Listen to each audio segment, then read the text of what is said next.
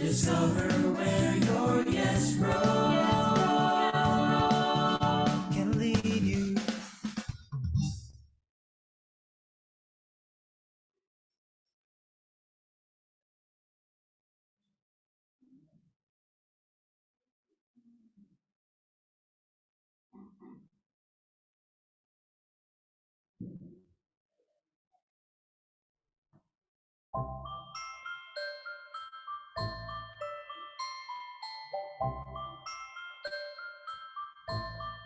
Before we begin our event,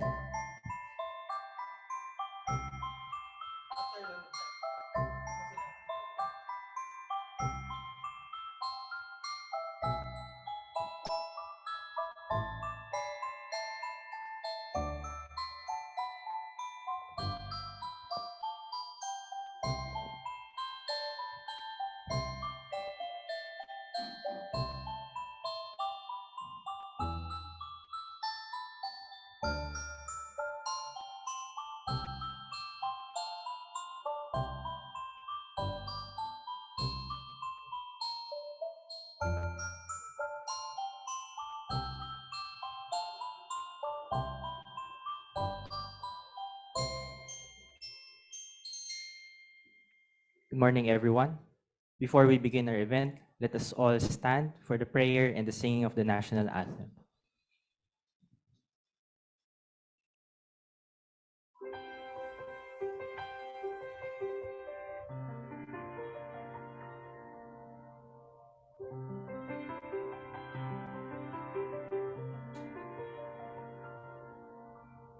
Let me be the change I want to see, to do with strength and wisdom all that needs to be done, and become the hope that I can be.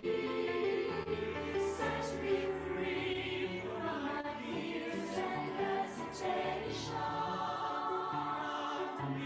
Grant me courage and humility. Fill me with spirit to face the challenge. Start the change I long to see.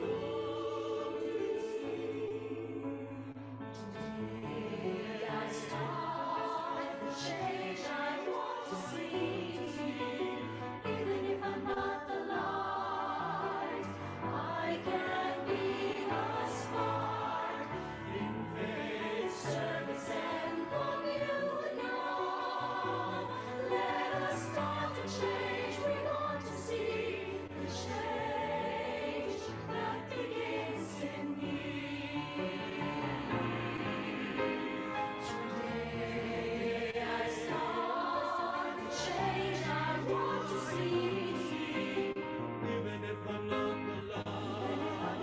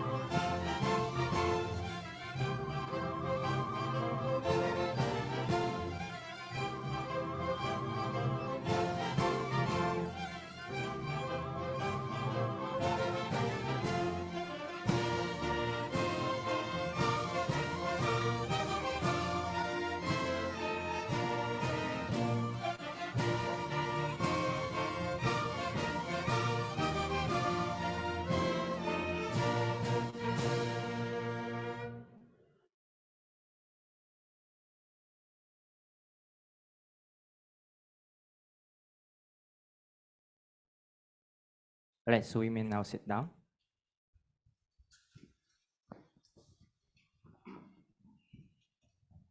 So again, good morning, everyone, and welcome to the newly inaugurated DLSU Microcampus here at McKinley, which currently is the home of the Data Science Institute. And today, we're all gathered here for the presentation or launch of the report of the Global Disinformation Index, which was commissioned by the Global Disinformation Index with DLSU. So to give our opening remarks, we have today Dr. Raymond Tan, our Vice President for Research and Innovation at De La Salle University. Thank you, Dr. Samson. Good morning, ladies and gentlemen. It's my pleasure to welcome you all to De La Salle University, this new microcampus which we're proud of and which we envision to be the hub of the Dr. Andrew L. Tan Data Science Institute in the coming years. We're pleased to be co-hosting the launch of the first country report of the Global Disinformation Index. At our end, the project was led by no less than our host, Dr. Samson. And today we have an event which includes speakers and panel members who will be explaining the outcomes of the report. Now, I would just like to say that, of course, in the old days, what was known as propaganda has become supercharged and weaponized by modern technology. And what we've seen is in different parts of the world, disinformation can really play a major role in changing the direction of history. How do we deal with this global pandemic of disinformation? Well, the idea is to immunize the public, to immunize media and our institutions from the perils of disinformation through a scientific approach. And this is where a research-based university like De La Salle University is intent on making deep contributions towards immunizing the Philippine public from disinformation. And thus, I'm glad that we're taking step one today. I wish you all a stimulating and engaging morning as we witness the launch of the first country report of the Global Disinformation Index. Thank you. Thank you for that opening remarks, Dr. Raymond Tan. I forgot to introduce myself. So good morning, everyone. I am Dr. Brian Samson from De La Salle University. I'm also the project coordinator for this specific project. And yeah, okay, so moving on with our program. So probably a lot of the journalists that are here today, is also the students, are interested about the methodology that we followed in coming up with the report, because this is something that even for us was also quite new, because we're all used to assessing the actual content and the different actors on the internet. So to present the methodology behind the project, we have Ms. Talia Haggerty. So Talia Haggerty is currently the Director of Research for the Global Disinformation Index, where she leads the Institute's methodology design, research best practices, and international research partnerships. She has more than 10 years experience in peace, security, development, and gender equality related research, principally as a senior research fellow at the Institute of Economics and Peace, where she designed and implemented composite index methodologies for measuring complex phenomena. She holds a BA in economics from Eckerd College in St. Petersburg, Florida, and a master's in global affairs and peace building from New York University, and currently resides in Sydney, Australia. Her passion lies in finding evidence-based answers to big, difficult questions. So without further ado, we have Ms. Talia Haggerty for the GDI methodology.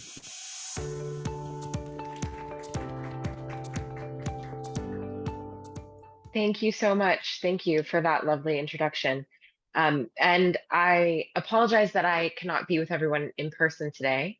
But this is one of the wonders of the digital age, that I'm joining you from my home in Sydney, Australia, and that the GDI and De La Salle University teams have collaborated so effectively for the last several months completely remotely, culminating in this event this morning. So thank you all for being here and for your attention. And I've prepared a short presentation on GDI's methodology, which is the methodology that we use around the world for all of the country disinformation risk assessment projects. GDI is a global not-for-profit organization that was founded to defund and downrank disinformation. And we operate on three important pillars or principles, which are neutrality, independence, and transparency. We find these concepts to be fundamental to tackling disinformation, and hopefully come through in all the work that we do. What do we do? How do we tackle disinformation? We aim to catalyze industry and government to reduce disinformation and its harms. So we do that in three ways. We conduct research and collect data for something that we call the Disinformation Index, which is essentially a huge corpus of data that provides risk ratings that identifies the level of risk that an online source of news or information will disinform its readers, listeners, the consumers of that content. The disinformation actually includes a variety of methodologies for reviewing different kinds of content online. And I'll talk a little bit about the specific methodology that we've used for the project in the Philippines. But it also connects to our global intelligence hub, where intelligence analysts work to track disinformation narratives worldwide, whether they are narratives that appear in mainstream media organizations or originate and spread on social media. And both of these streams of work feed into generating policy and insights for combating disinformation. Now, I want to comment a little bit on GDI's approach to disinformation. We are not a fact-checking organization. That's not our area of expertise. And we also look at disinformation from a broader perspective than simply true or false facts. We're focused on adversarial narratives and the way that several pieces of content or several pieces of information often start with a kernel of truth, but can be combined and can develop a narrative that leads to a number of harms. So when we talk about disinformation, we're talking about adversarial narratives that are financially or ideologically motivated, that are intentionally misleading, that foster long-term social, political, and economic conflicts, and that create real risks of harm for at-risk individuals, for groups in society, or undermine institutions like democratic institutions and the institutions of science. GDI has three different methods for collecting data and developing risk ratings for news and information sources online. So our intelligence team monitors disinformation narratives as they spread around the internet, including those I mentioned that originate or spread on social media. Excuse me. Our data science team develops machine learning tools that can detect these disinformation narratives at scale across thousands of websites across the internet. And these are the methods that we apply to most sites online. What you see in the yellow area of this graph, the majority of online news sites that might have few readers each, but there are many, many sites. However, for the highest profile news sites in a given media market, our research team has developed a very structured, rigorous, and nuanced methodology that's designed to detect varying levels of disinformation risk across more high-profile newsrooms. So these are the news sites where the quantity and intensity of disinformation is already the lowest. These are the more credible journalistic operations in the online ecosystem. And we see it as very important to have a very nuanced methodology for understanding where the risk factors lie in this type of media. These projects are what we refer to as our media market research, our media market reviews. And like I said, this is just one of several ways that GDI reviews news sources and gathers data. We do this work country by country. So these projects evaluate the level of disinformation risk on the most influential and widely read online news and information sites. And we recognize that there is a pressing need for a trustworthy, independent rating of disinformation risk on the news outlets that the majority of the world uses to get its information. The risk rating framework for the Philippines provides crucial information to policymakers, news websites, and civil society, enabling decision makers to stem the tide of money and incentives that sustain disinformation. So one of GDI's core areas of activity is that we work with policymakers, we work with journalists and newsrooms directly, and we also work with the advertising industry, because we know that the advertising industry is a major and important source of revenue for journalism.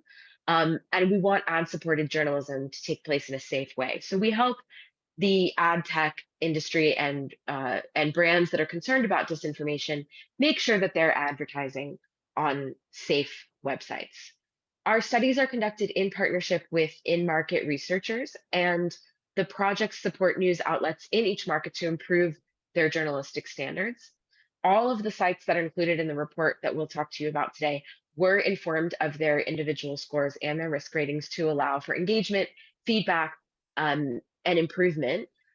However, it is important to mention that we do not release the disinformation risk ratings for the sites that we review publicly.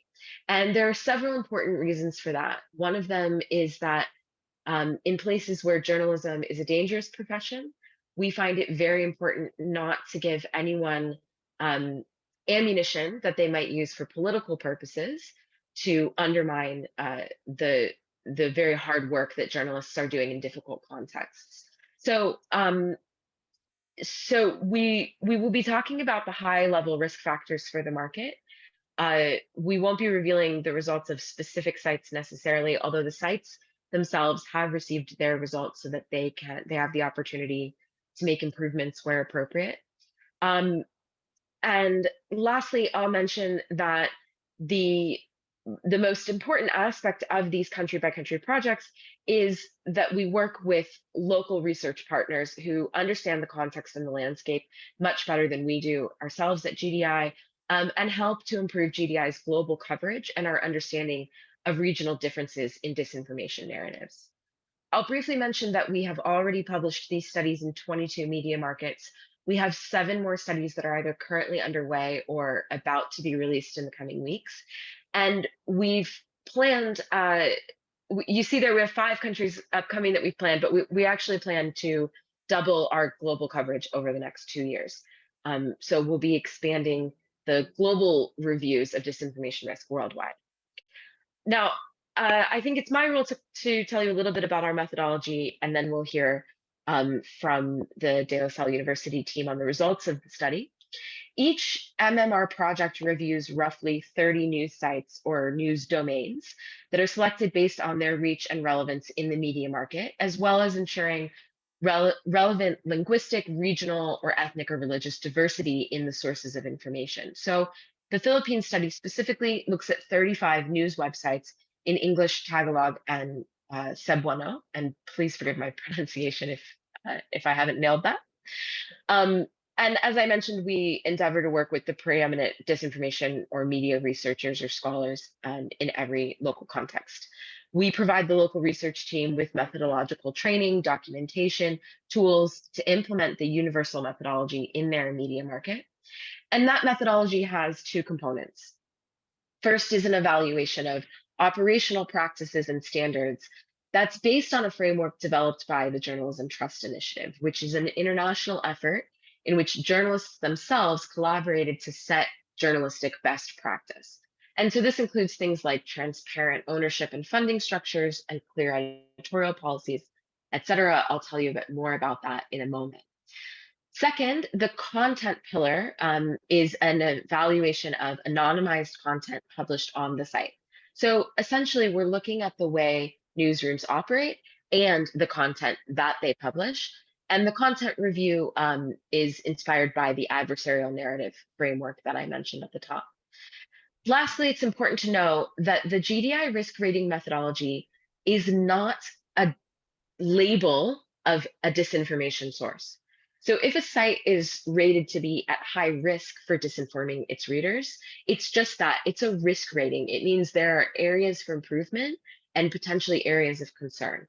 But it does not mean that a particular news outlet is a disinformation source.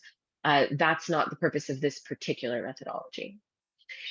So I'll mention in a little bit more detail what we refer to as the operations pillar. And the pillar inside of the index just refers to a set of indicators.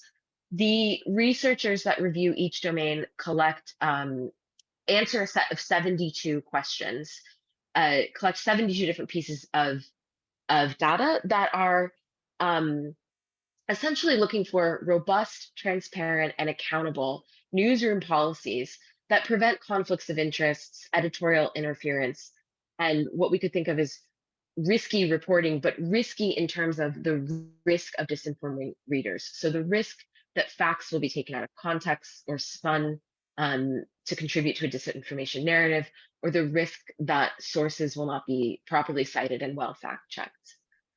The content pillar is the second set of indicators that we looked at. This is based on content published on the site, and it's an anonymized review of a sample of 20 articles from each domain. So that means that each article was reviewed by 2 researchers independently of one another. They did not confer about their answers, and they did not know the particular news outlet that each piece of content came from.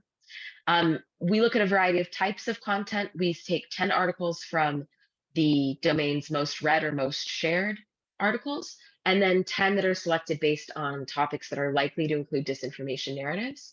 And reviewers answer a set of 17 questions to evaluate elements and characteristics of the article's text, its headline, and its visual presentation. So they're looking for whether or not, they're looking at a range of risk factors, such as whether the headline is likely to mislead readers, whether the article follows a fact-oriented structure, and whether the tone of the article is sensationalized or makes generalizations that could be misleading.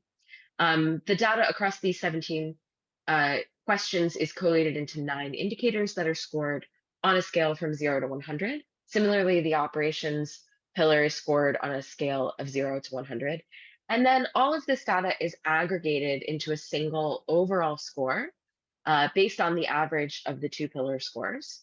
And the domains are classified into a 5-category risk scale ranging from minimum to maximum risk based on the overall index score. So you have the precise numbers here on the slide, but essentially the concept is that we've looked at the distribution of the level of risk that we are able to measure on sites all around the world. And we've essentially evaluated where each individual site falls in that global distribution to understand if it is one of the lowest levels of risk in the world in terms of sites that we've looked at, or if it's one of the highest levels of risk. That is a brief overview of our global methodology. I'll now turn it over to your colleagues in the Philippines to talk about the findings for this particular report, and I'll be happy to answer any questions about the methodology or about GDI's approach when we come to the Q&A. Thank you. Thank you very much for your presentation, Talia. So if you want to read more about the methodology of GDI, you can visit their website, and you can also read the report for the Philippines starting today. It will be available on their website. So there is a general public version of the report, aside from what was already shared to the different news sites. All right, so to present the key findings from our report, we have today Mr. Cleve Arguelles. So he is an assistant professorial lecturer at De La Salle University, and he is also leading WR Numero, a research firm as their president and CEO. For this project, he is one of the reviewers who reviewed the site, the different articles from the sites mentioned in the report. So without further ado, we have Cleve. Thank you, Dr. Samson. To everyone in the event today, thank you for joining us today, especially our friends in the academe as well as in the media. So I'll be referring to my notes, the notes that I've prepared, so that in presenting the findings, I'll be faithful to the report that we just released today. So the following report presents the findings pertaining to disinformation risks for the media market in the Philippines based on a study of 35 news domains. These findings are the result of the research led by the Global Disinformation Index with the De La Salle University's Dr. Andrew L. Tan Data Science Institute, and we did this study from July to November of last year, 2022. All the sites that we have included in this report were informed of their individual scores and risk ratings to allow for engagement and feedback. And I actually believe that we've already received some feedback from media houses regarding their risk ratings. The GDI risk rating methodology, as Talia has already discussed, is not an attempt to identify truth or falsehoods. It does not label any site as a disinformation site or inversely as a trusted news site. Rather, the approach that we did in this report is based on the idea that a range of indicators taken together can indicate a site's risk of carrying disinformation or disinforming their readers or users. We think that the scores should be seen as an offering of initial insights into the Philippine media market and its overall levels of disinformation risks. The results are open to debate and refinement with stakeholders from news sites, advertisers, researchers, and even the tech industry. And we look forward to this engagement. Next slide, please. The outline of my presentation for today is divided into three main parts. I just want to introduce briefly the research team at first. Second, set the context of the research of the online news media market in the Philippines, and head straight to our key findings and recommendations for this study. Next slide, please. So I'm presenting this research report on behalf of our research team. They are present today, and you'll meet all of them. So we have Gabriel Potestades and Mark Edward Gonzalez as our data cleaners. These are they bring computer science expertise into the research team. Marinel Mamak and myself are the country reviewers responsible for answering the questions to fulfill the requirement of assessing the contents and the sites themselves. And of course, Dr. Brian Sampson is our project leader for this project. Next, please. So I'll proceed to discussing the context of the research that we did. The context of the online news media market in the Philippines.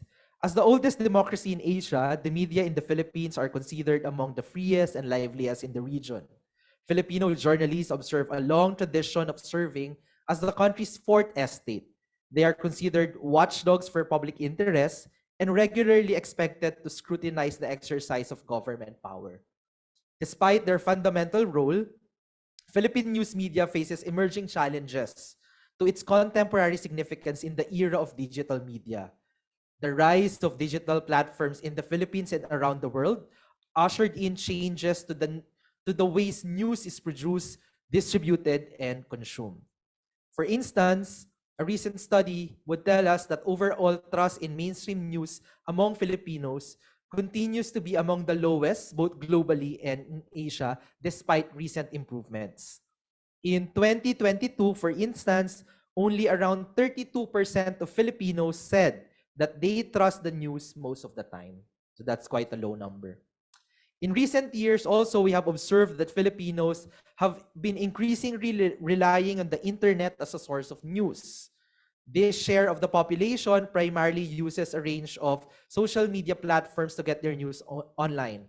About 7 out of 10 use Facebook as a regular news source, 6 out of 10 rely on YouTube, and around 4 out of 10 use Facebook Messenger. In this digital-first environment, online disinformation has become influential, insidious, and predominant in the Philippines. In a survey, we've learned that about 9 in every 10 Filipinos now believe that fake news is a problem in the country. The global average is actually 7 out of 10. So we're quite high up there. The survey also shows that around 90% of Filipinos claim that they have been exposed to disinformation, with the internet and social media listed as the top sources. Aside from online disinformation, a diminishing space for press freedom, as we have observed the attacks on our journalists, combined with persistent socioeconomic inequalities, also continue to serve as barriers to public access to high-quality news, such as, for example, the pressing problem of the digital divide. While more than 76 million Filipinos have access to the internet, around 69% of the country's population, more than half are considered to be internet poor, as they cannot afford the minimum package of mobile internet coverage due to its high costs. Actually, aside from having among the world's most expensive internet, the internet in the Philippines is also among Southeast Asia's lowest. So we think with this combined context of the online news media market in the Philippines, that a trustworthy, independent rating of this information risk is pressing. And we hope that what we'll show today, that this risk rating framework for the Philippines will provide crucial information to policymakers, news websites, civil society, and others who want to be enabled to effectively combat disinformation. Next slide, please. This is a list of the Philippine online news media sites that we have assessed. As Talia mentioned, our study looks specifically at a sample of 35 news websites in 3 specific languages, English, Tagalog, and Cebuano. And we have assessed, out of these 35 news websites, we have assessed a total of 700 sampled articles as well. So feel free to look at this table, but you can also see the same table in the actual report. I think some of us are very familiar with the names here. We've also included regional outlets to effectively cover the online news media market in the Philippines. Next, please. At this point, I will start discussing key findings and recommendations from our study. Next slide, please. In reviewing the online media landscape for the Philippines, our assessment found that the majority of the domains in our sample have a medium to high risk of disinforming online users. On average, online news media sites in the Philippines face a moderate level of disinformation risk. So you see that most of the sites are in the yellow category, which is the medium level of risk. Out of all the 35 sites that we have assessed, we've found that 25 of this are in the medium risk category. These are the group of sites that has the greatest likelihood of reducing their disinformation risk going forward. None of the sites, as you have seen, Talia presented a five categories of risk, but none of the sites in the Philippines fell into the maximum risk category. Although we have 12 out of the 35 sites that we have assessed that falls under the high disinformation risk category, that is represented by the orange bar in the figure that you see right now. And then in comparison, we've only assessed one news site to be at the minimum risk rating. That is represented by the dark green bar in the figure, the sole dark green bar. And the rest, the 9 remaining out of the 35 sites that we have assessed, receive a low risk rating. This is the other green bar in the figure. So again, our assessment found that on average, online news media in the Philippines face a moderate level of disinformation risk, but it varies across different news media sites. Next, please. Just to give you an idea, next slide please. Just to give you an idea of how we're doing compared to our neighbors. This is the result of the study, of the same study in Malaysia.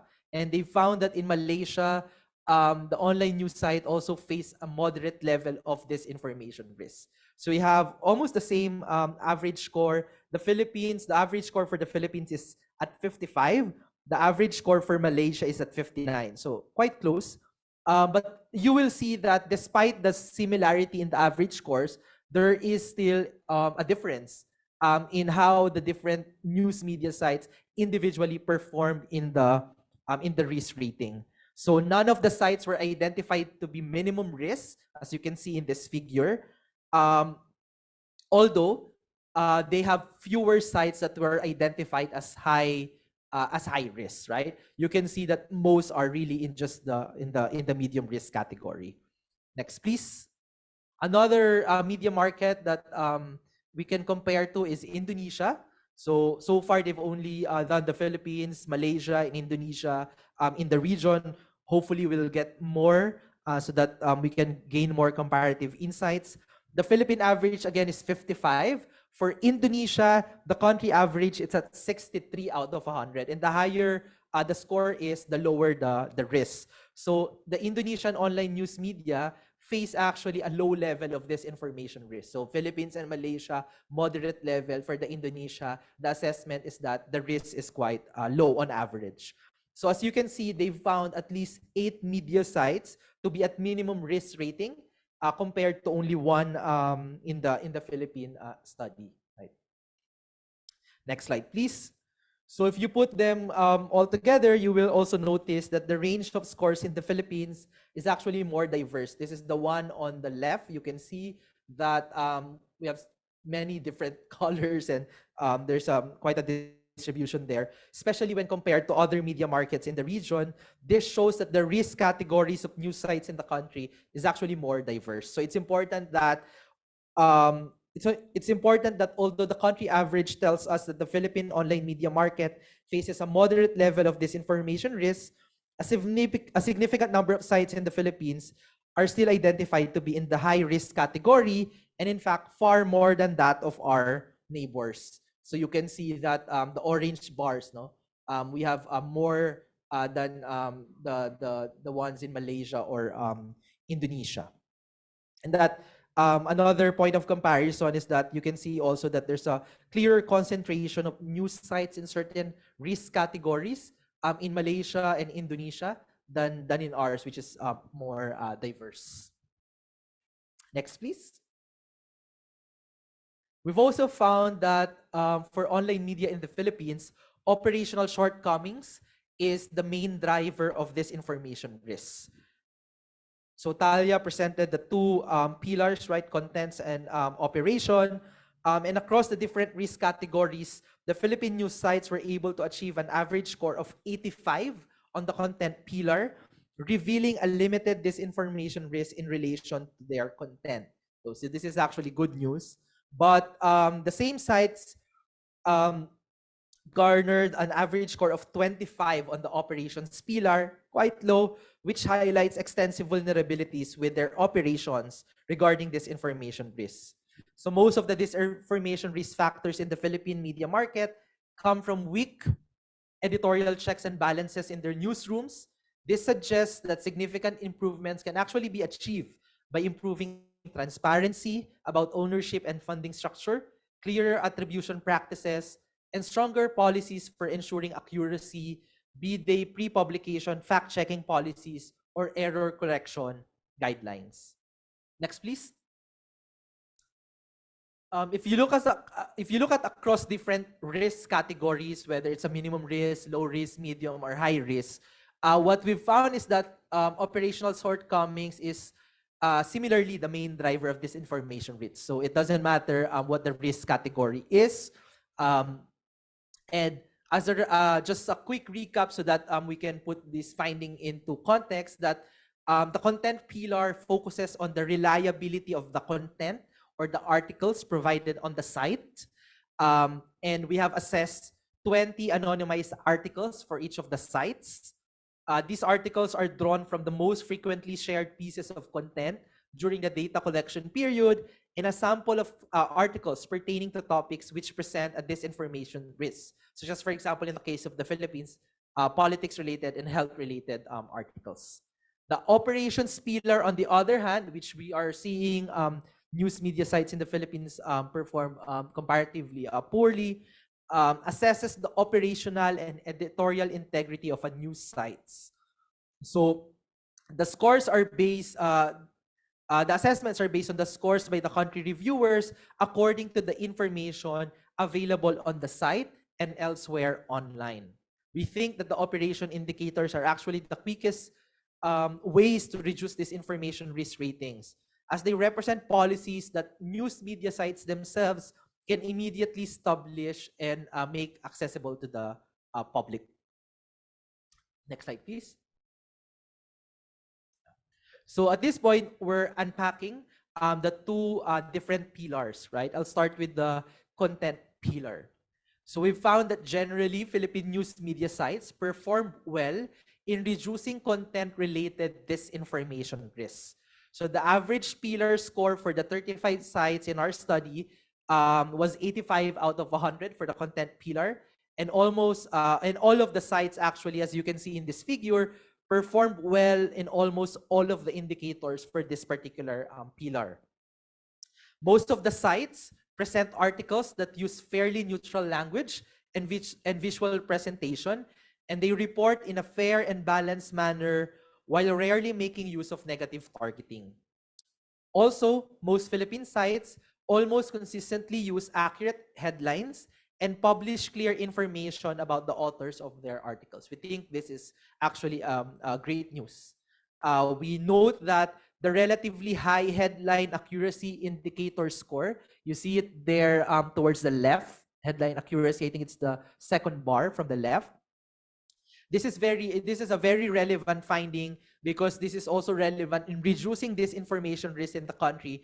As on social media, as we know, it has become common for Filipinos to just read the headlines and not really directly read the news, right? So this significantly contributes to reducing disinformation risk. Additionally, we've also found that Philippine news sites did well in the sensational language and visual presentation indicators.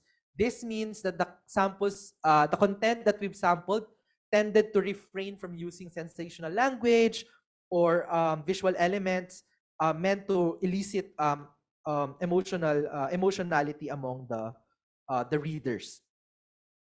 The worst performing indicator in the content pillar, that's towards on the right, but you can see that the score is still quite high, is the common coverage indicator, which receive a score of a 72 out of 100. This is more than 10 points below the average content pillar score.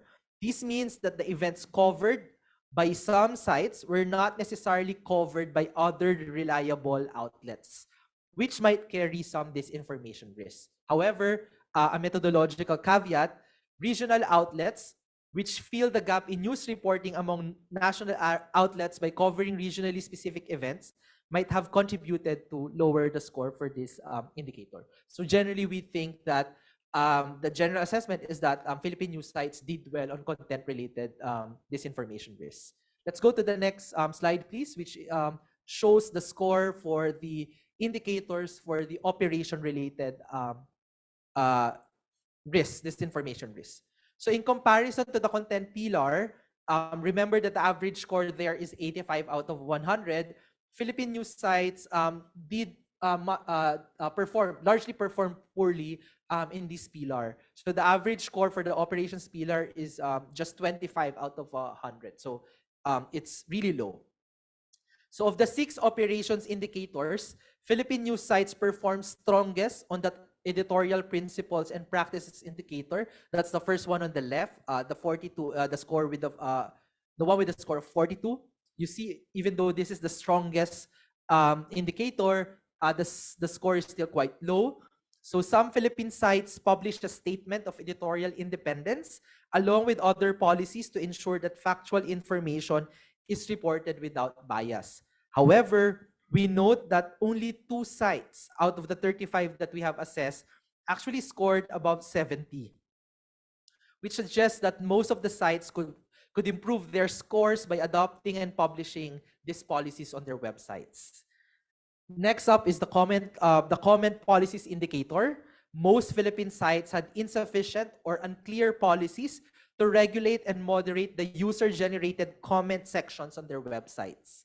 In fact, 24 out of the 35 sites that we have assessed scored below 21 on this indicator.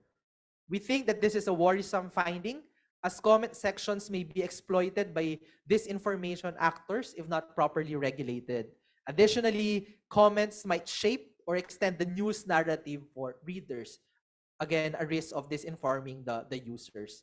Thus, a site's ability and willingness to moderate comments can actually affect public trust and confidence. In the operations pillar, the Philippine news sites performed worse on the attribution and ensuring accuracy indicators, where they gathered scores lower than the average. These are the bars on the right side of the figure. So the score for attribution indicator is 11, very low. For ensuring accuracy is at 8 out of 100. Although the majority of the sites include some form of policy regarding the attribution of stories, facts, and media in their articles, they can improve their scores by disclosing more details about these attribution policies that ensure accurate stories and facts and authentic media. As for the ensuring accuracy indicator, only 9 out of the 35 news sites that we have assessed included some details regarding their pre-publication fact-checking process and their post-publication error correction policies. The low score on this indicator suggests that most news sites are not transparent about the details of these processes and do not have clear channels to allow readers to flag errors in these articles. However, again, a caveat is it does not necessarily mean that they do not have pre-publication or post-publication processes and policies in place. It's only that it's not accessible to and available to the public. Next slide, please. At this point, I'm actually down to the last set of slides in my presentation. Just a quick recap. Our assessment of news sites in the Philippines finds a moderate level of disinformation risk. We found that 10 out of the 35 online news sites fall into the minimum to low risk disinformation category. 13 out of 35 are in the medium risk of disinformation, and 12 out of the 35 online news sites are rated to be high risk of disinformation. A key finding is the noticeable disparity between the scores of these sites on the content pillar and the operations pillar across these different risk categories. This indicates that Philippine media sites tend to feature limited disinformation risk when it comes to their content. The challenge, however, is that most of the disinformation risk stems from operational shortcomings, particularly in the areas of ensuring accuracy, attribution, funding and ownership transparency, and their policies on user-generated contents and comments. Next slide, please. Our findings also highlights reasonably doable opportunities to efficiently improve disinformation risk ratings, as addressing operations-related disinformation risks may actually be easy as publishing specific policies on their website. We think, for example, that online newsrooms could address operational shortcomings by taking action such as 1.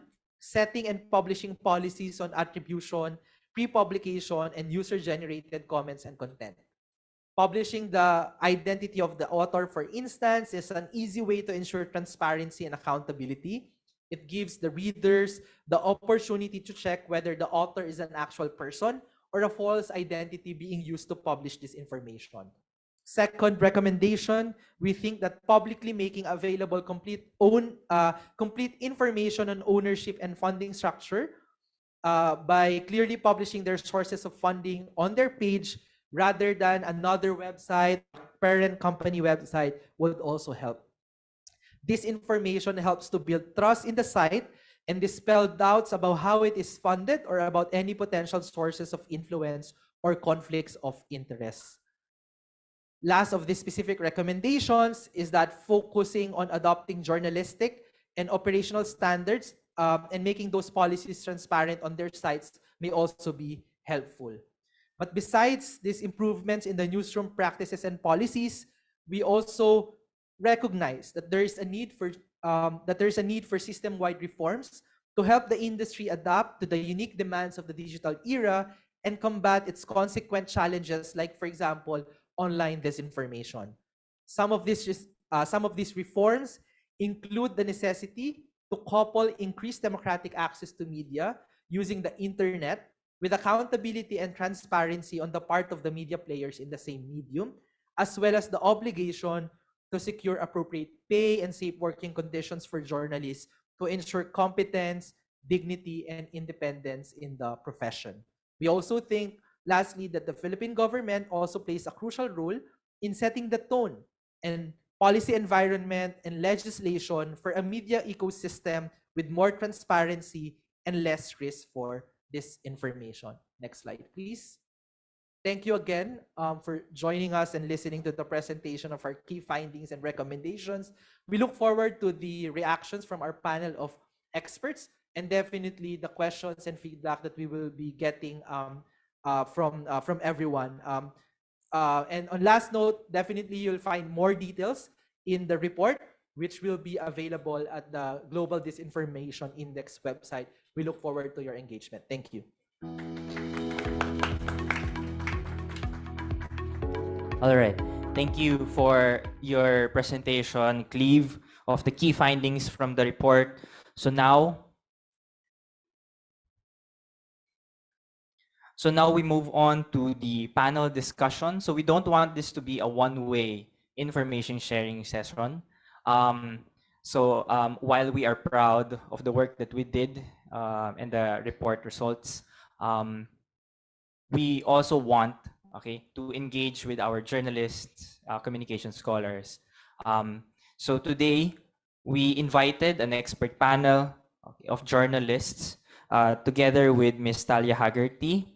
We have Ms. Ellen Tordesillas from Verifiles, and we have Ms. Gemma Mendoza from Rappler, who will be discussing with our moderator today, Ms. Marinel Mamak, who is also one of our reviewers for the project.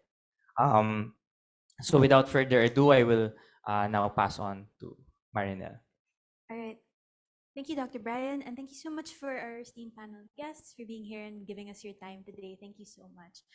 Talia is going to be here, and Ms. Gemma and Ms. Ellen are also here to talk to us. So for starters, as Dr. Brian mentioned, the concept of disinformation risk was fairly new to us, even as the authors of the study when we started out. So we were wondering, as people who have been committed to journalism excellence for years now and to combating disinformation, what are your thoughts on the concept of disinformation risk among online news websites and how it might relate to your roles in your respective organizations?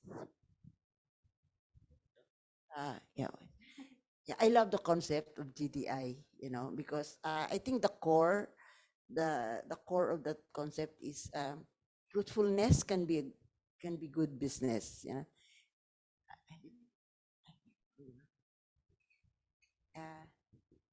And we Verifiles believe that because the motto of Verifiles is truth is our business. And it's a disincentive.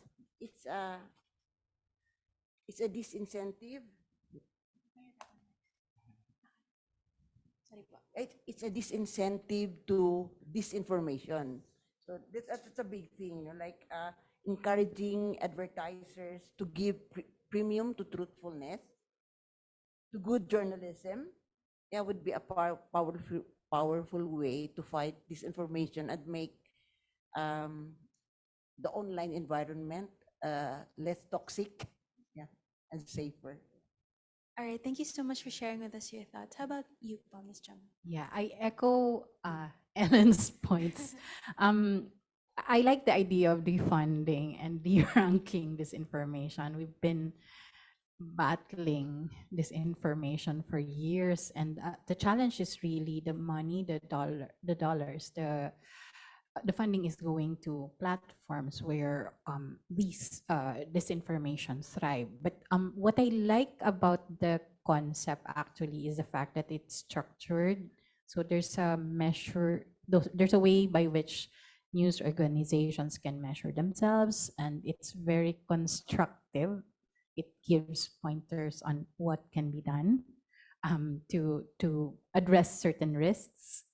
Um, Essentially, it's not just my concern with scorecards to begin with is that they can be used to name and to shame news organizations who are already under so much pressure to begin with, and this has happened in the past. But for this one, the way it's presented and the fact that the areas for improvement are clear, also the areas where the news organizations are doing well are clear, then yeah, like it's like a blueprint for how we can improve journalism in this country in general. Right. Thank you so much for saying that. I appreciate you sharing your thoughts on the matter. And we're very excited to have members of the media here with us to kind of engage with these ideas. My next question is for Ms. Talia. Having overseen different reports of this kind here and in countries like Colombia, Indonesia, Kenya, Spain, and Australia on disinformation risk, what are your thoughts on how the concept has developed over time and helped in the fight to defund disinformation in all these different countries? Yeah, excellent question, and I'd like to thank my co-panelists for joining the discussion and for your kind words about GDI's efforts. It's very important to us that we're not naming and shaming, that we are catalyzing improvement. You know, I spoke about other methodologies that we use for some of the really more toxic places on the internet and types of content, but we uh, we see good journalism as an important antidote to some of the problems that we're facing online today, and so we want to be supportive of of constructive journalism and never undermine those efforts. Um, I'm glad to hear that positive feedback, and we've had a variety of experiences around the world. We've learned a lot about our methodology. The concepts have evolved significantly from country to country.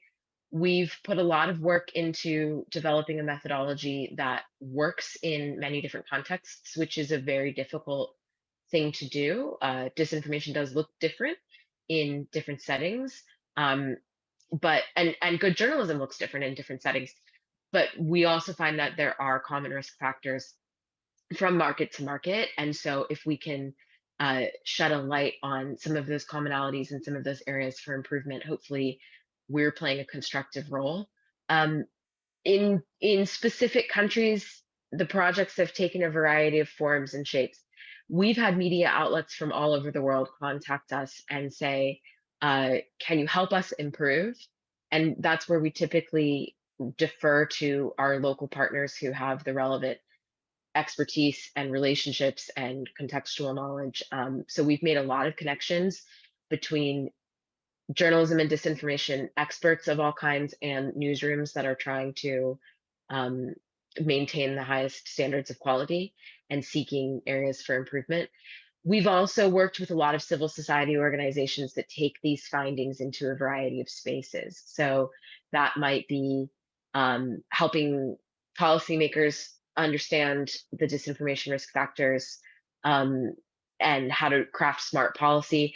It might be working, like I said, working with newsrooms or working with freedom of expression and free speech and free media advocates, because the solution to this cannot be a restriction on freedom of the press.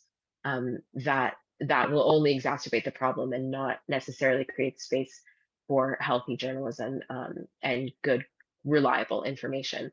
So yeah, we've seen a variety of outcomes and positive efforts around the world, which is what makes the global approach really interesting and rewarding to be part of. And I think it's what comes next after each one of these projects is about what the specific problems are to solve in each media market. All right. Thank you so much, Ms. Talia, for sharing your thoughts with us today. Given that, I'd like to steer the conversation towards the findings that my colleague talked about earlier. As we saw, two of the indicators that had the lowest scores in the operations pillar were funding and ownership transparency and ensuring accuracy in both pre-publication fact-checking and post-publication error corrections. So I wanted to ask your thoughts on those findings and how they might relate to your experiences both in the field with your staff and in the educational efforts that both Verifiles and Rappler has in improving journalism in the country. Either of you can start.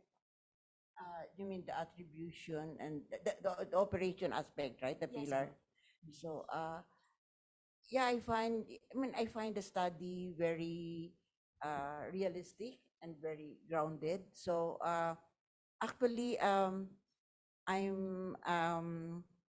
just better than I expected. Moderate. Yeah, the conclusion is that Moderate the level of the the disinformation. Yes. the conclusion is that moderate risk, Okay. right?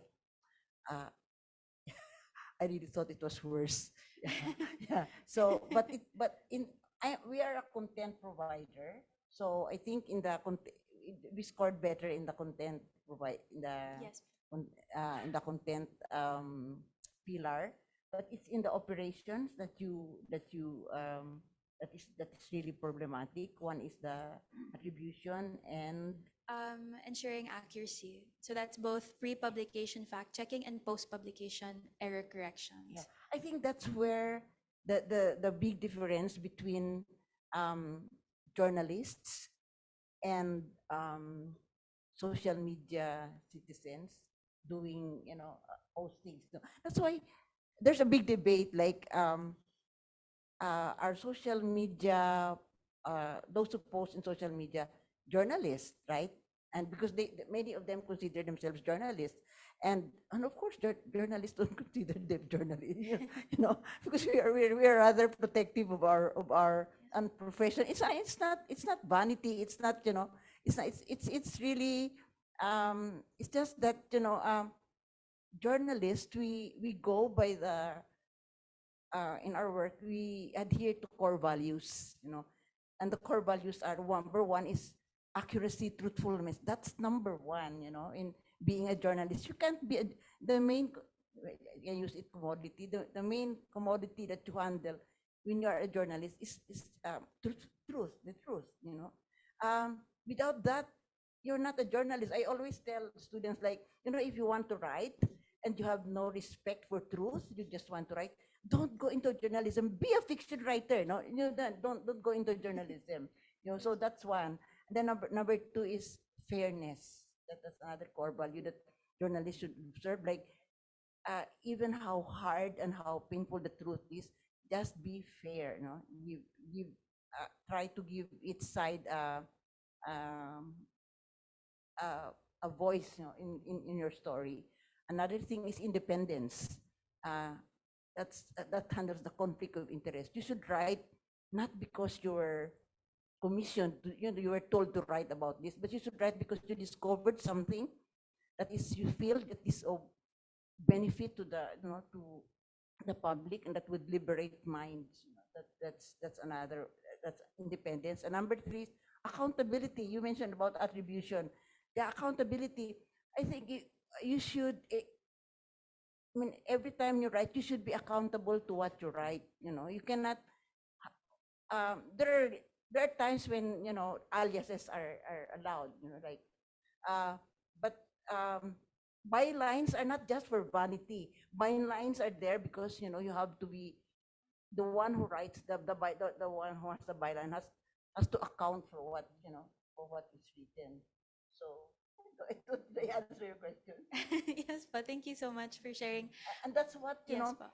people who just post in social media, that's not that I think that's what they miss. They don't they don't know those The core core values. tenets. Yes, po. Yeah, that makes it You know, that that's a lot of difference, and that's what we have now. That's the problem now because of social media. Right? Because before we do all this verification that we have before publication, but now it's all there, and that's what we do as fact checkers. We run after the falsehoods that have already been. And had gone Yeah, viral. I don't know. I don't Yeah. know. Yes, po. How about you, Ms. Sure. Chan? What I'll add there is this. So in the past, well, people were mostly used to means to the traditional Yes. platforms, right? Where the moment you publish something, it's really actually like you correct it in the next, um, in the next issue, which is not as, um, not not very immediate, right? Yes. But the online platform, what it does give us is the capacity to, like, issue corrections on the exact location where or the exact surface where the error was committed. So for instance, was it in the headline, and therefore maybe the headline, maybe the correction shouldn't just be in the story itself, the story page, but also on the post that promoted the story page, because that might have been where the risk happens for disinformation. Now, the thing there, though, the opposite there in the operations side is this, the challenge is this. So we've had this corrections page for since 2012 at Rappler. And for that corrections page, what we do is every story that has a correction is listed in those correction pages. And then within the pages themselves, we also, so in effect, the process of issuing a correction in effect is tantamount to telling the public that, hey, I made a mistake. It's mea culpa, right? In this day and age, though, and I think this is a question to the audience, right? Mea culpa is not seen as a good thing, right? And corrections are seen as, hey, you made a mistake again, right? And therefore you need to be, pilloried for that. When in fact it's an admission, and it's actually transparency. So it also points to how in effect that's the challenge right now. Like so many publications, I would assume, would have a hard time like doing it, because then you get pilloried for it in social media. So that's one challenge. The other challenge that I saw in the operations pillar is this. Disclosure of funding and ownership. Now, we have a history of where advertisers were targeted, and actually, in the case of Inquirer before, for instance, where advertisers were targeted by the powers that be because a particular publication offended the powers that be, right? And Rappler actually issued its own like ownership structures, as well as whenever investments come in, and that became the source of a major attack, which we still battle today. So it's kind of a double-edged sword. Disclosure of funding and transparency of transparency and funding sources. So I can just imagine how other news organizations might be very worry about, like, listing down who advertised on our site. It's like a target list at this time. So some things to nuance that. Yeah, I agree. I think the report and the findings themselves are just one side of the story. There has to be, like what my colleague mentioned at the end of his presentation, there has to be a whole system-wide change in supporting the initiatives for more transparency and more disclosures, because that's what we want. It's just that we need to have an entire environment that would support that, instead of you see it as a weakness or as a potential point of attack. So that's something that we value with the report that we were able to do. It's just one side of the story, and has to be a system-wide series of changes in order to achieve very low disinformation risk in the Philippines. So there, thank you so much for sharing your thoughts. That was very, very interesting and very valuable to us here today. Um, for the content pillar, let's move over to the content pillar. So this is the side of the report that was very positive. We got an average of 85 over 100, which translates to minimum risk across the board for all 35 news sites that we studied. So as people who have, that provided training to journalists with verifiles and does community workshops, what are your thoughts on how we have done well, like the industry has done well in terms of the content pillar indicators in the study? I start.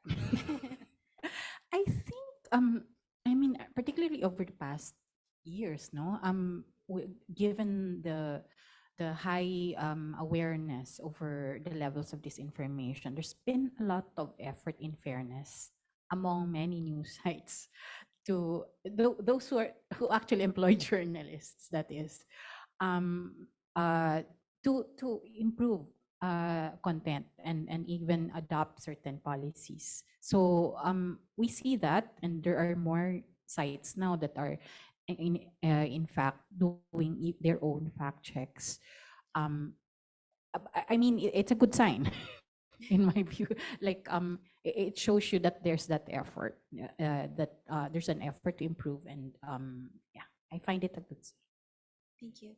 The fight against information has also given us time to reflect, and because it's such it's a huge, what do you call it? Do you call it enemy? I don't know. Yeah. So and it's really, and well, they say that it's a losing battle, but I don't agree, right? But it makes us reflect, why are the purveyors of falsehood so successful? No, why do they attract more more readers than us? So I think the last election was really a humbling experience for us. It was, and we really needed time to reflect on, why we failed. As a fact checker, we failed, that we failed. That so so I think yeah, that's where humility. Yeah, I think we have to be humble, and I think we need to listen and learn from those who we are trying to reach out to, because we cannot just be preaching to the choir. We need to really reach out to more Filipinos, and the really need is to listen. And so that's where even the kind, not only the content, we feel that we have the truth to convey, but how do we convey those truths? I think that's one thing that we have to learn to listen. One is to listen. So what kind of medium, what kind of, how do we talk to them? I think well, not really them. It's not, I think it's not the right term, but how do we talk to those that who want to share the truth that we have, right? So I think yeah, uh we need to do a lot of finding out some more. Yeah. All right, thank you so much. So with that note, like I want to talk about the way forward given what we've learned today, the findings of the report. So I want to ask Ms. Talia, there she is. How has the response been for countries where you've done this assessment, where online news media sites able to enact policies that effectively lowered their disinformation risk? Well, I'd like to say two things about that. So firstly, um, we've had a lot of instances where sites have contacted us and said, either we do have these operational policies in place, but we've now made them publicly available, and then we're able to adjust their risk rating. Or we actually had an instance where we were contacted by a site who was aware of the Journalism Trust Initiative. They had gone to great lengths to articulate all of the information that's outlined in the JTI framework, which includes which our framework is related to. So that included a lot of the information that our framework looks for. They said, we're very intentionally making a lot of this information more transparent. We recognize its importance. Can that affect our risk rating? And we conducted a new review for that individual site to produce a new risk rating for them. So in that way, that impacts the data that we share with advertisers. So now they know that this site has an improved or a reduced level of disinformation risk. It's become a safer place to spend ad dollars. And I think that Cleve mentioned in the research, the framework is only as good as the sites are transparent about their newsroom practices. So many of the sites that we look at actually do have these practices in place because they're standard for journalistic operations. But we can't detect that unless they share that information with us. So when that information comes to light, we're happy to update the risk rating. The other thing that I would mention is that I didn't talk a lot about why we use something called an index or composite indicator, but it actually gets to some of the concerns that Gemma was mentioning earlier. We would never want to evaluate a news site based on just one factor and say, just this one factor or indicator tells us everything we need to know about your risk of disinforming the public. In fact, we look at a whole host of things and we bring that together in a single score because every organization is going to have strengths and weaknesses in different areas, right? So, and this is how we kind of grapple with the different contexts in which journalism and disinformation take place. So, understanding that on the one hand, disclosing ownership and financing can be risky for newsrooms. We're not requiring that a particular outlet list every single advertiser that's worked with them. But simply understanding that some of their funding comes from advertising and some of their funding comes from other sources is enough to satisfy the criteria for the methodology. Additionally, we're looking at that funding structure from a variety of different angles. So it's not just, is it transparent and disclosed, but also is it diverse? Because, for example, if your funding only comes from one source, you're dependent upon that source of resources, right? And that can constitute a risk factor for editorial interference because you wouldn't want to publish anything that is going to jeopardize your only source of resources, financial resources. So we look at the funding structure from a host of different angles, and you can have a slightly weaker score on one indicator and a stronger score on another, and that helps your overall average. But we also understand that the other thing that was mentioned is that listing your corrections is admitting in public on the internet that you've made mistakes, and that's not generally well rewarded. Well, in the case of GDI's index, that is rewarded. That is, having a corrections page is one of the specific indicators that we look for.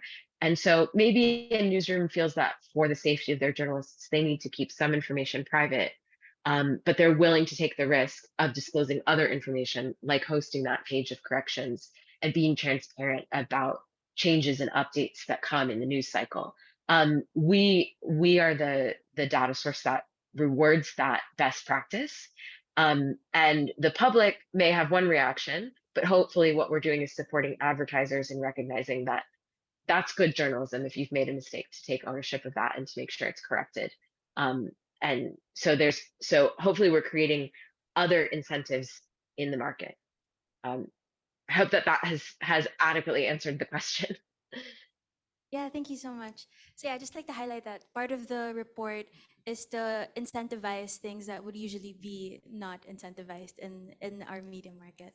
So yeah, we're about to close the panel discussion. So I'd just like to ask if you have any final thoughts on the way forward, how we can move forward with what we've learned today in your respective organizations and in the media market as a whole. I think I'd go back to the part of the media ownership. I think that's in the more transparency on the ownership. Yeah, it's ownership is very important. I think in 2015, no, 2016, Verifiles did a survey did a project on media ownership monitoring. It was a project with Reporters Without Borders, Germany.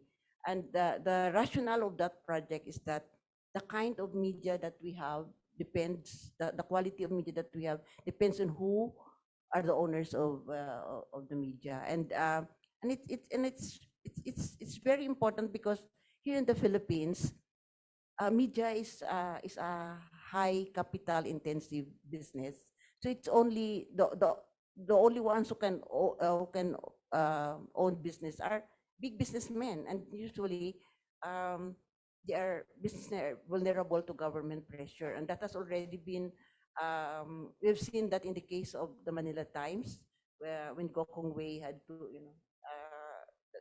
when Estrada filed a libel suit against them because of that story on it's a power plant project. And then, of course, Duterte, how he pressured um, Inquirer, right? Yeah, it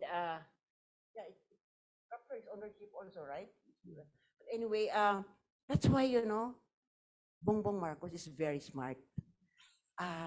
He does not, he does not, he does not, he did not have to kill journalists. He did not have to bribe journalists. He dealt with the owners, so he dealt with the owners, and it's the owners who dictate the editorial direction. So, like one example was the one, because I think during the campaign, CNN Philippines got a memo that not to use the word, not to describe Marcos as the late dictator, and instead use the word strongman. And so Bongbong should not be described as son of the late dictator. So, that memo came directly from the top, So it's very smart in the sense that you just deal with, one or few persons, and the order goes down to the editorial policy. So it affects, the kind of and what stories to kill, and what stories to publish. Yes, po, very valid points. Thank you so much for sharing. How about you, Ms. Jama? Yeah. I'll approach this from the context of the news organization nowadays. So, while this is really a welcome,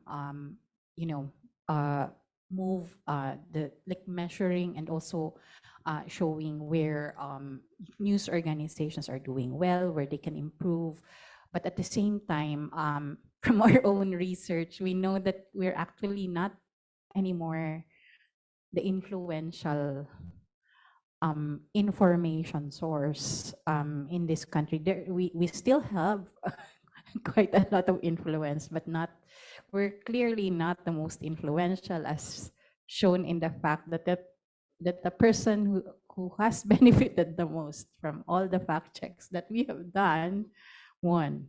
So there is an alternative information ecosystem out there, and it would be great if the same index is applied to that information ecosystem so that the public can judge for themselves who they should be trusting with information, because they may not project themselves as information sources, and there's one particular publication that is not there, which we have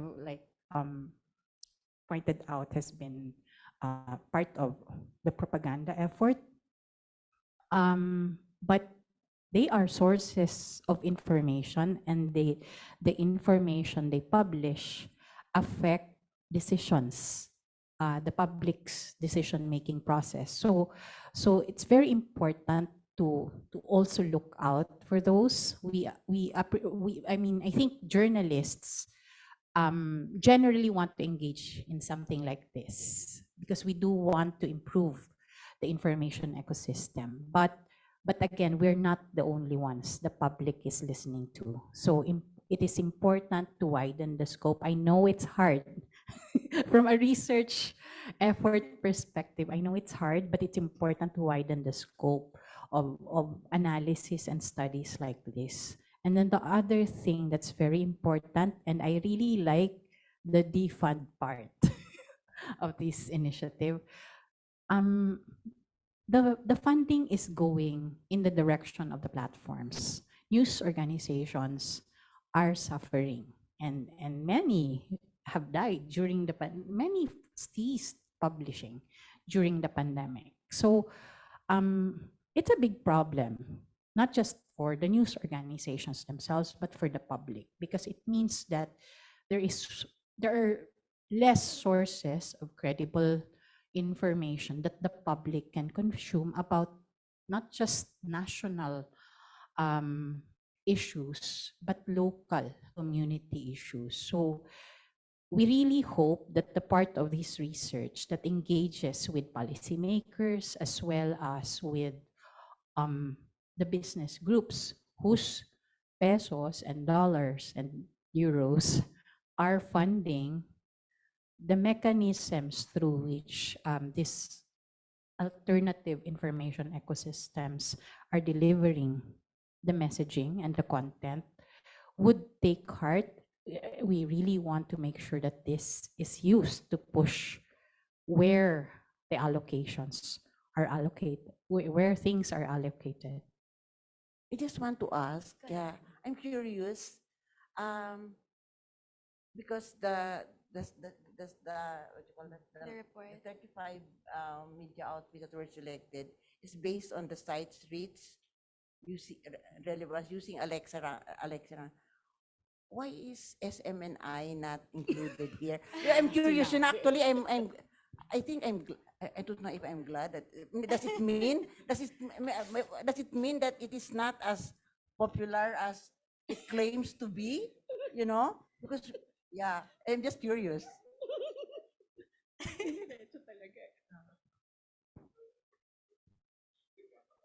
Um, Thank you for that interesting question. Do you want to? No. Yeah. So I think the way that we've ah, the way that we've finalized the list of the media sites that we've assessed is that we were given a long list of the media sites based on their Alexa rankings. And I think I because it's not the approach of this initiative to actually deal with specific outlets, but I think by that alone, some of the outlets that we would have wanted to assess um, didn't make it because of they're not necessarily rank high in the Alexa rankings, right? But we did try to balance that with the idea that because of the local context, like for example, we've tried to include regional outlets. Um, yeah, we've tried to include regional outlets to ensure geographic and language representation. Somehow, other news, quote unquote, news outlets or news organizations that we associate with this information didn't make it to the list. But maybe GDI can do another round of study, and we'll be happy to do it as well to cover other news media outlets, especially as Ms. Gemma already pointed out, some of the news sites that are popular may not necessarily be popular in mainstream audience, but in this alternative information ecosystem. And they also deserve the scrutiny of a robust index methodology as GDI is doing. Yeah. Yeah, so like he said, we wanted to focus on the more mainstream news media outlets while also trying to ensure representation, not just in terms of geography and language, but also in terms of the types of organizations. So as you can see from the list, there are newspapers that turn digital, there are digital first publications, there are radio stations, um, and all those different things we try to take into account to make sure that the report that we're writing, the recommendations that we're making will be accepted, accepted well, warmly by these institutions who want to improve and in terms of their disinformation risk. So yun po. All right. Thank you so much for that I question. guess that's a relief, diba? It means na hindi ganun kadaming. So after this will be your Q&A. So thank you for your early question. It was a nice way to open the Q&A. But I just wanted to say thank you so much for making time for us today. It was a very, very enlightening experience. And with what you said a while ago about trying to find other ways to attack the problem of disinformation. I think that's very important. And we're here today not just to talk about what the news media can improve on, but also what the academe, civil society, researchers like us can still study moving forward from this report. So that was a very nice point that you made. Thank you so much. Yes, po, Ms. Ellen. Thank you very much. And what you call it? These are last words, right? Yes. Yeah, It's okay. yeah. We still have the Q&A Yeah, later. no, yeah, like yeah, disinformation is such a formidable enemy, and we have to counter it in a multi-pronged, right? So this is one way, and I'm very glad, you know, like you cannot just counter disinformation by fact. I mean, others think that, you know, that you can do it by fact. No, we never claim that fact checking is the be all and end all solution to the to disinformation. And this is a very effective. I think this is a very effective way to what to call that, incentivize truthfulness and disincentivize no? Incentivize falsehoods, you know, and yeah, sensationalism and all that. Thank you so much for that. I'd like to call Dr. Brian, who's going to be moderating the Q&A. Please stay in your seats. Thank you so much. Dito rin pala ako.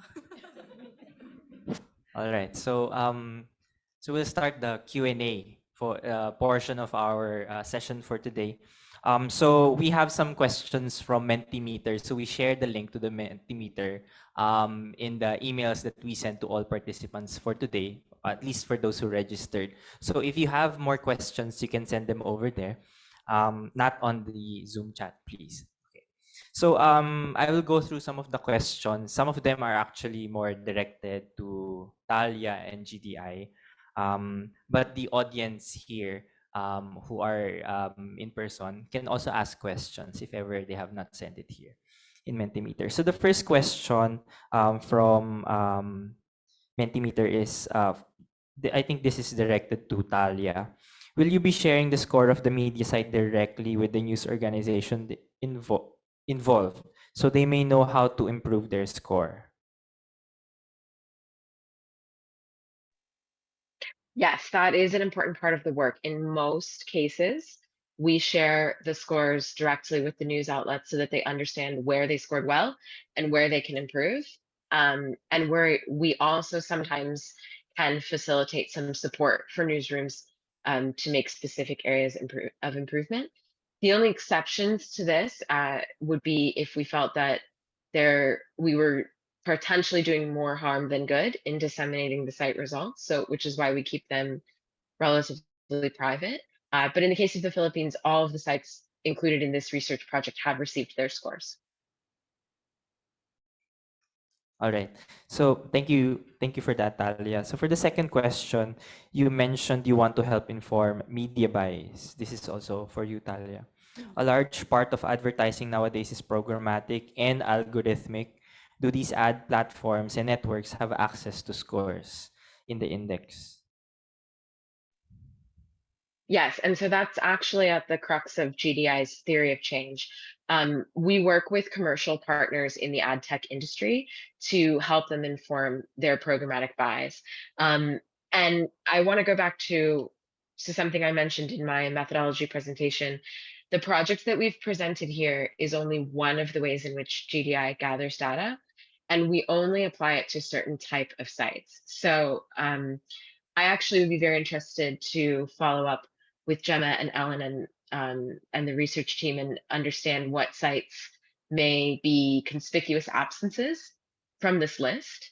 But it's also entirely possible that our intelligence team is able to review those sites. So essentially, we reserve the most rigorous, nuanced, human resource intensive methodology for a small number of sites that require a very careful review in order to be able to differentiate between the level of risk. Um, uh, and and we work with local researchers to make sure that we're very careful about how we rate mainstream news outlets because we don't want to undermine the funding to high quality journalism. But there are a lot more than 35 sites on the internet. We're conscious of that. And we actually develop a data set of thousands of sites worldwide that we do license out to commercial partners to inform their programmatic ad buys so that we're actually constantly working toward the mission of defunding disinformation at scale across the web.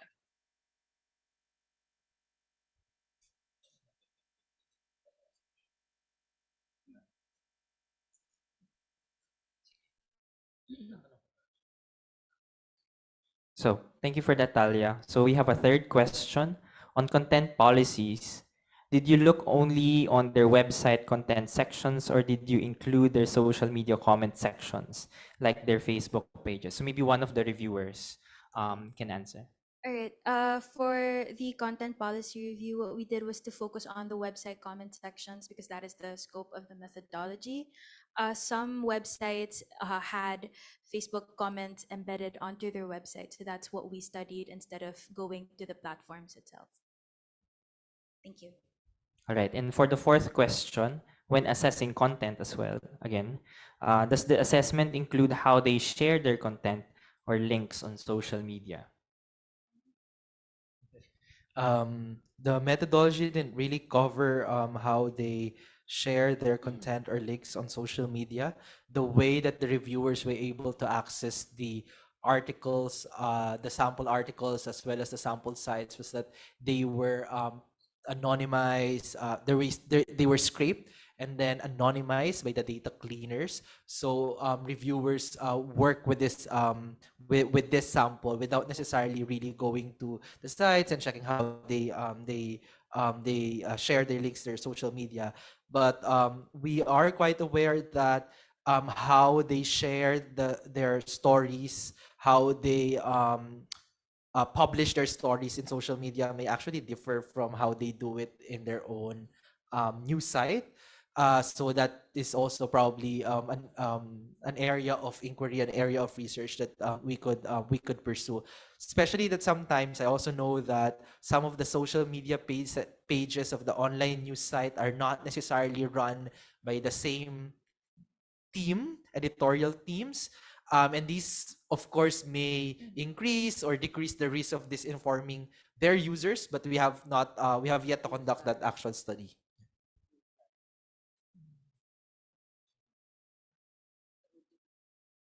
I have a question. This is for our journalists in the room, but also Talia could also weigh in. I'm very interested with how platforms and media buys or ad buyers, do they actually care about disinformation? So your, like, in terms of your practice or experience in working with them, is that a factor? Is that a consideration in where they put their money is? And yeah. Unfortunately, not yet. So we do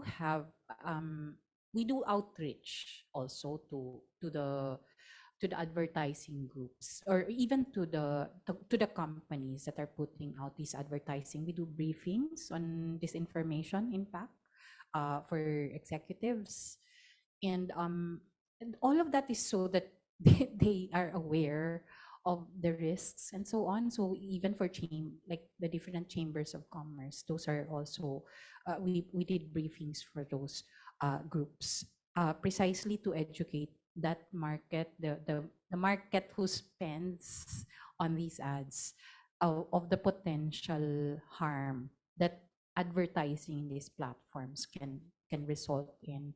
And at the end of the day, like while there are those there are promising signs, there are groups who reached out to us who said they're coming up with a way to have like sort of a safe environment. That at the end of the day, the problem here is advertising.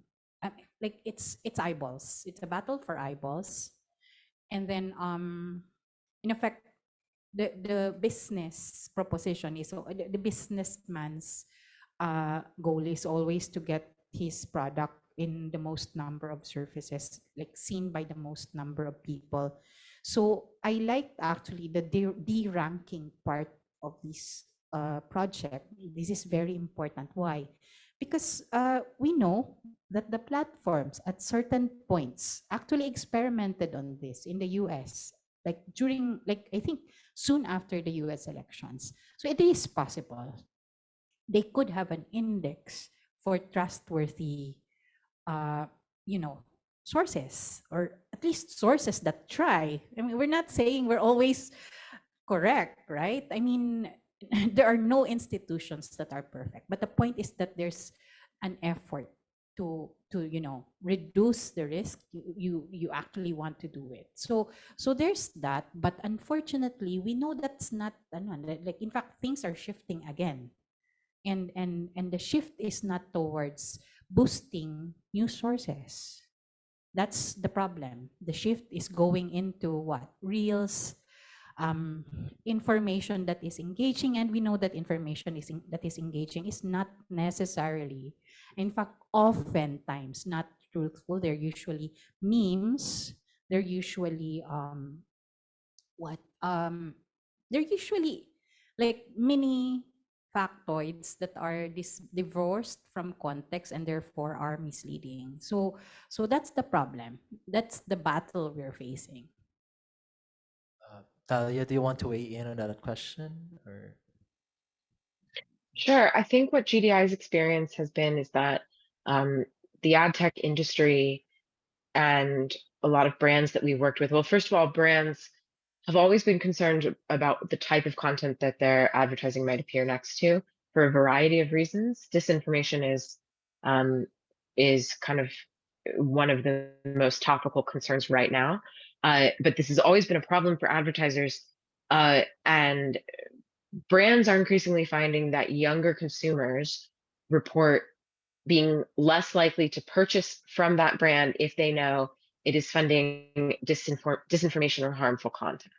So brands are seeing that shift in public opinion, and that changes the business case. But they're worried about neutrality and fairness. And so we found that when the advertising industry can access a rigorously developed data set from an independent, apolitical, neutral third party organization that is here specifically for the purpose of developing this data set, these risk ratings, and for no other political agenda. That gives them something that they can trust, that they can lean on, and that they can plug into their programmatic ad buys, to their data pipelines. So we are seeing an increasing level of success from that approach. hopefully that also extends to the Philippine market. This Yes, is another Helen. side of the ad industry. We are a non-profit media organization, so we don't have ads now. But the study, the architects of disinformation, the ad agencies are the ones who are really part of the top architects of this information. That's just an input.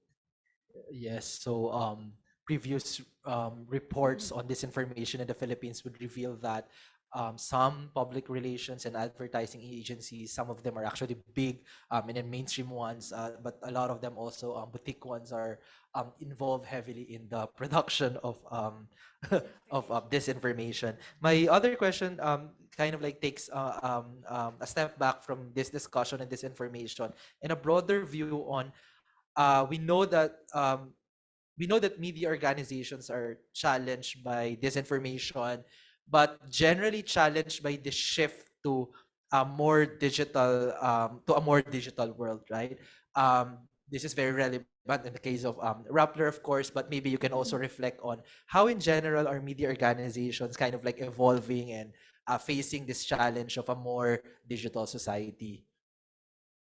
We've always been digital. So yeah, but before the digital space, we came from print.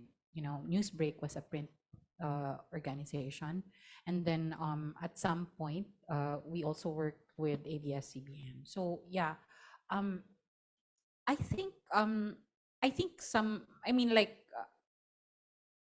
prior to the pandemic, you would say that a lot of news organizations were still struggling with it, but everybody was forced to good because of the pandemic. So there's that effort to adapt already, and this was also accelerated by the fact that ABS-CBN lost its franchise, and it's one of the biggest in the space. So there's that.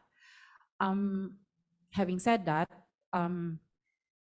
there are challenges, right? We don't particularly own the space. We're in that space. So, like, for instance, we have our own websites. We can manage the comments on our websites. Even that is challenging, but at the same time, when you are in something like Facebook, you don't really have a lot of control. So you can't, like, even filtering does not work. We've done it. Like, people somehow get around it, and there are no mechanisms, not enough mechanisms for page owners themselves to actually, like, manage that thing. We have a whole team that tries to do it. They're exhausted. So it's a challenge. It's a very, very real challenge. um the we saw a significant shift in 2016. So, like, in the past there was constructive conversations that is not there now. So there's that. um Having said that, that's the space. It's not something you can, like, reboot. And it also affords ways by which independent media organizations can thrive, because traditional media is really expensive. So there's that. It's just, I think, certain guardrails. It's really very important that guardrails are in place, and that the industry that supports that used to support the newsrooms also wakes up and realizes that, um like, getting the most eyeballs is not, and getting your products sold through most by funding the sites that have the most eyeballs does not necessarily benefit society at large.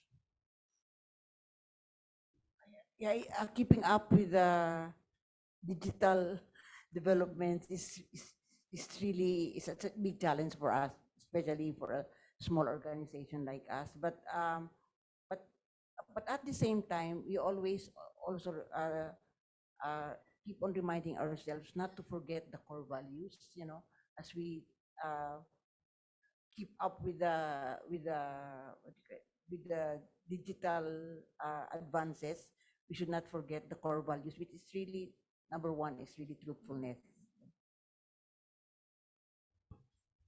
All right, thank you for your answers. So I think we have room for maybe one or two final questions. So there are no more questions from Mentimeter. So maybe we can have some from our live audience, in-person audience. All right, so we have here. Hi, good morning. I'm Ala Perez from ABS-CBN. I'm just curious if the 35 news sites already replied and shared their response to the study. And can you share the response in just a general sense, not specifically mentioning the news sites? Thank you. Okay. Sorry. Um.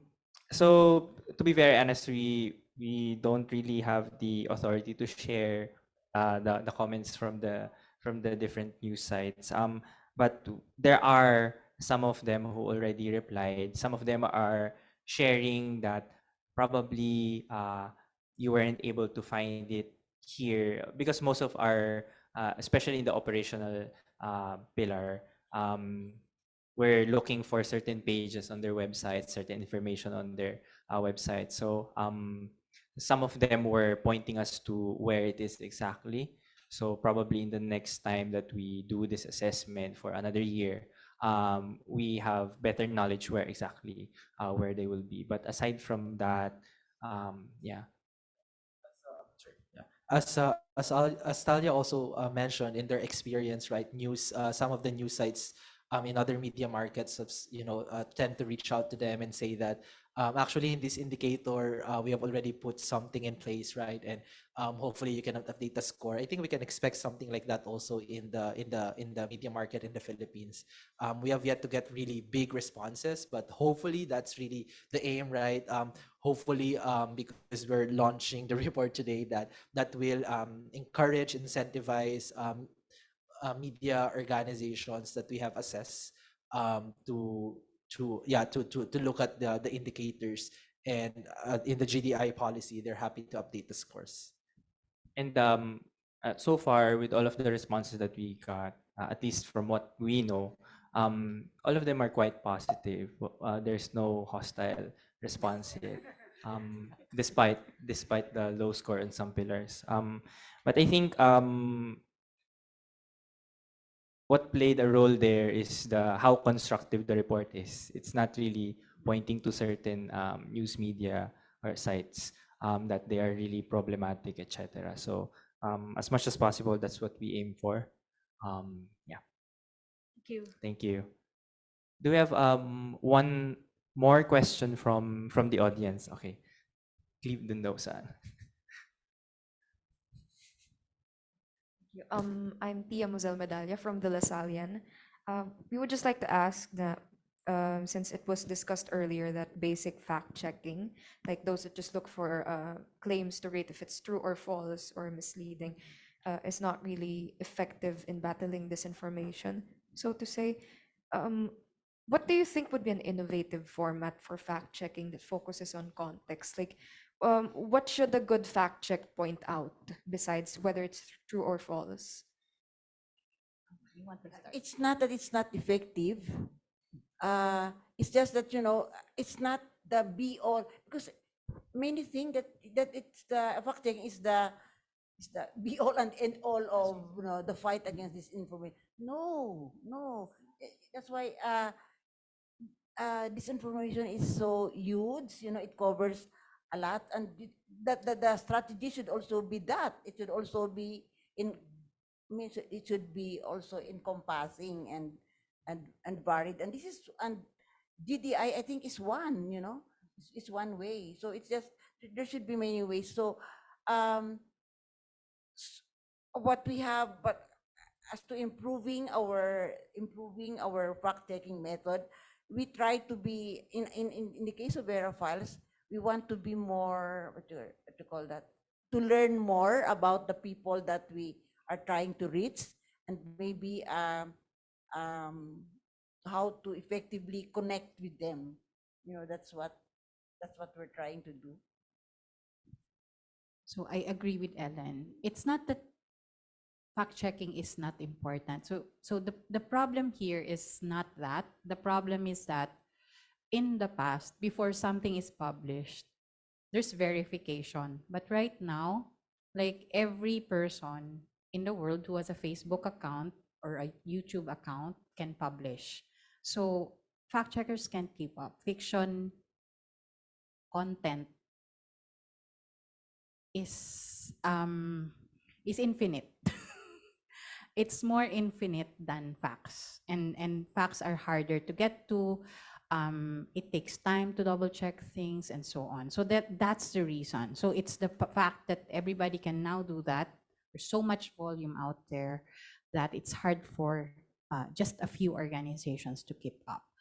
The critical thing is that the platforms need to recognize this. They are making money out of it. And that's the reason why there's this issue about de-ranking.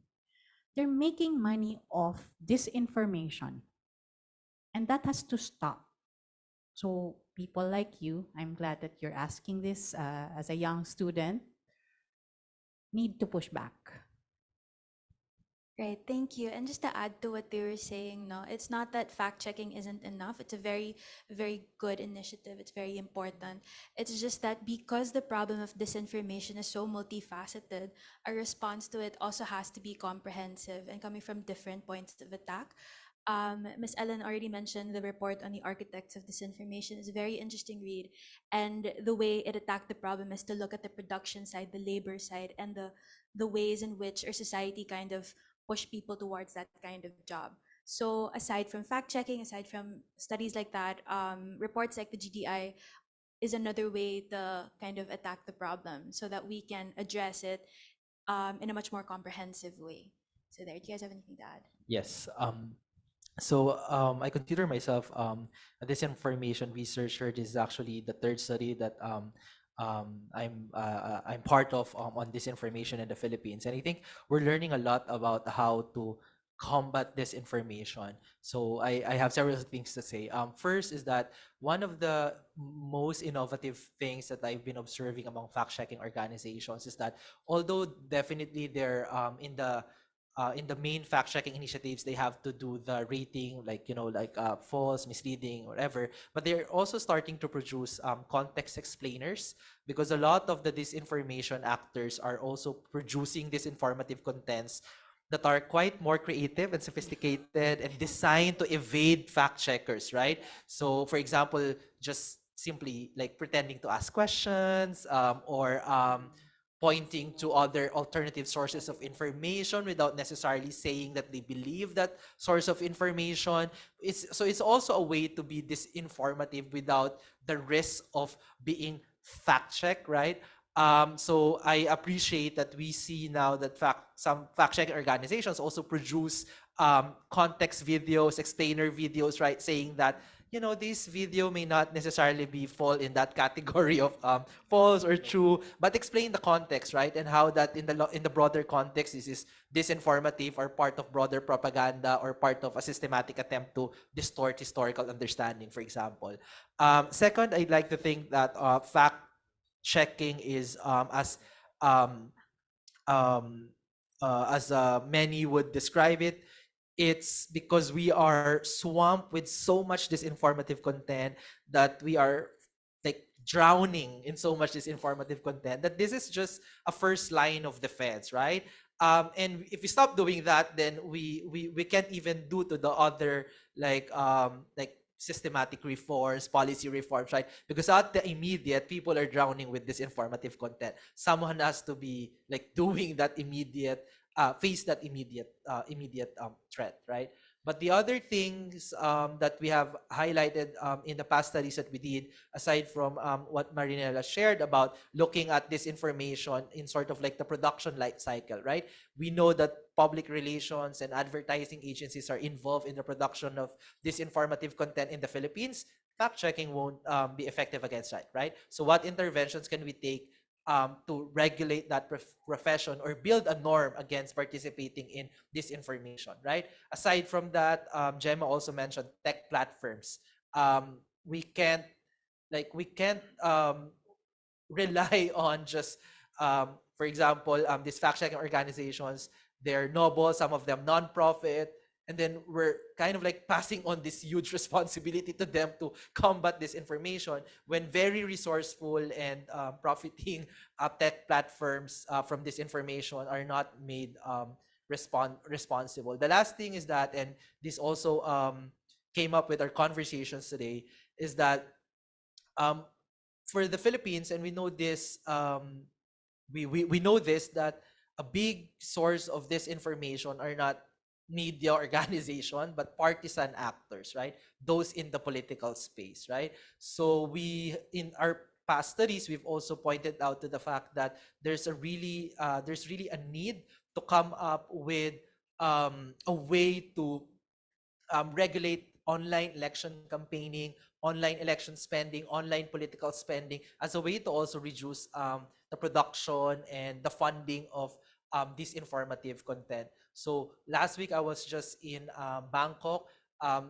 the Thailand election is upcoming. They've invited several people from the Philippines to talk about our experience on disinformation in the 2022 Philippine elections. One of the things that they're trying to do is to come up with a shared code of conduct among the political parties on election campaigning. Will that work? I'm not sure. Will they be able to have this political party sign up? I'm not sure, but I think this is part of the broader many attempts to combat disinformation, right? And we at the academe, for example, the DLSU Data Science Institute, is happy to do this kind of research as also a way to contribute to this multi-pronged, multi-stakeholder approach to combat disinformation. Related to partisan political actors, one thing that we do not welcome is regulation, is state regulation. There are a number of initiatives, bills pending in the House and Senate, and my God, you know, I really fear, that that those bills, would become into law, because you'd see how I do not misguided the our legislators are, when it comes to this information. They are, I think the bills would make would make it worse for all of us. So we, as of now, we do not welcome more laws on against disinformation. And I second that, because we did investigations, in fact, of government sites, police sites, that were peddling this information. It's documented. A number of them were taken down, for at least the ones they were amplifying, but the official pages are still there. So yes, government is the worst. I mean, we should not look to government as the regulator here. Imagine in the hearing, Robin Padilla heads the committee on yeah, And the police were all there, yeah, diba? he's introducing a bill, right? And he defines disinformation, I think fake news, as a post that say, nasaan ang Pangulo? He said that's disinformation, and he wants to stop that. Oh my God, Okay, well, this has been a very engaging and informative discussion from the panel to the Q&A. And for the interest of time, I guess that is all for today. Again, thank you very much to our invited panel members, Ms. Gemma Mendoza from Rappler and Ms. Ellen Tordesillas from Vera Files, as well as our moderator today, Ms. Marinel Mamak. And sorry, I forgot, Talia Haggerty from GDI as well. Thank you very much for answering our questions and discussing with our journalists today. So to close our event, we have a final remark from Dr. Macario Cordel II, the Executive Director of the Dr. Andrew L. Tan Data Science Institute.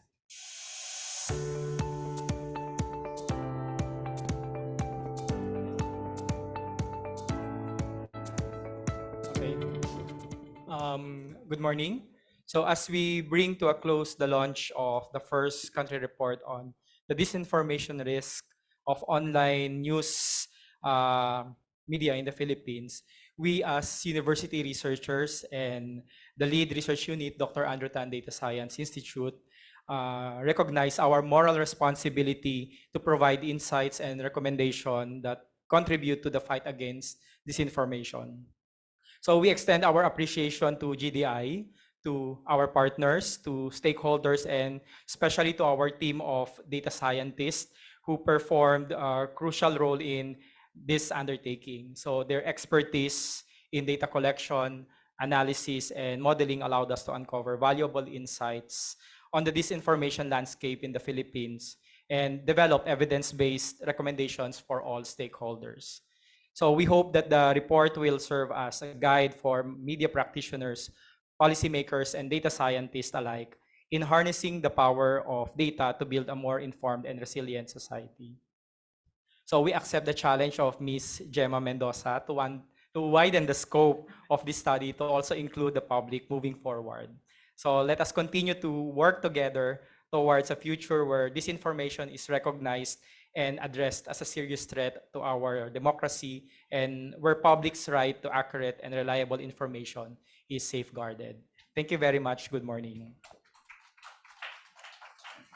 Thank you very much, Dr. Cordell. And with that, we would like to thank again the people who attended today, to the people who are here in person. Thank you for going this far, because the space is quite far from the other campuses. And for our online audience, thank you for tuning in.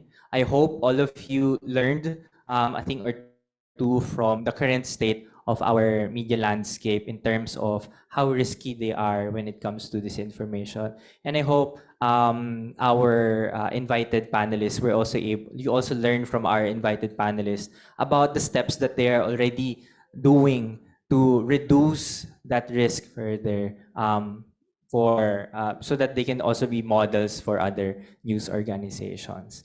And that is all for today. Thank you, everyone, and Animo Lasal.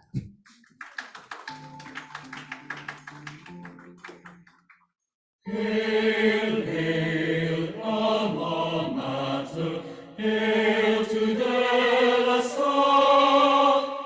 We'll hold your banner high and bright, a shield of green and white. We'll fight to keep your glory bright, and never shall we fail.